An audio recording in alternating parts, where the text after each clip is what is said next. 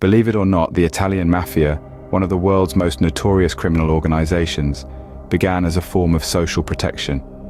In the 19th century, when Sicily was transitioning from feudalism to capitalism, the Mafia emerged to protect the lemon and orange groves from thieves and plunderers. A far cry from the ruthless global crime syndicate we know today, wouldn't you say?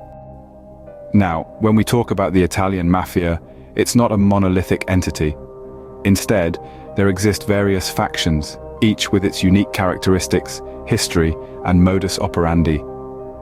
The three most prominent are the Sicilian Mafia, the Camorra, and the 'Ndrangheta. The Sicilian Mafia, also known as Cosa Nostra, Our Thing in English, is likely the most famous faction, thanks in part to Hollywood's fascination with it. Rooted in the agricultural sector, Cosa Nostra expanded its operations into the urban areas during the 20th century.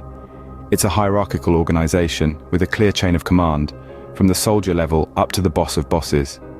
Contrastingly, the Camorra, based in Naples, operates more like a loose confederation of smaller gangs, each controlling their territory.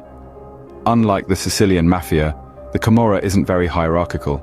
Instead, it's more horizontal, with power distributed among different families or clans. This faction is deeply embedded in the local society, with a significant influence on the economy and politics of Naples and Campania. Then there's the 'Ndrangheta based in Calabria. It's perhaps the most powerful and wealthiest of the three, with a global reach extending to the Americas and Australia.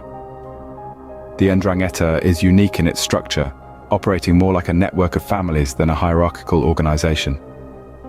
What sets it apart is its strong emphasis on blood relations and marriage ties, making it notoriously difficult to infiltrate. While these factions share a common origin and engage in similar criminal activities, their differences lay in their structures, their reach, and their influence. The Sicilian Mafia is hierarchical and mostly domestic, the Camorra is horizontal and local, and the 'Ndrangheta is familial and global. Reflect on this for a moment. These organizations, born out of social necessity, evolved into massive global criminal empires.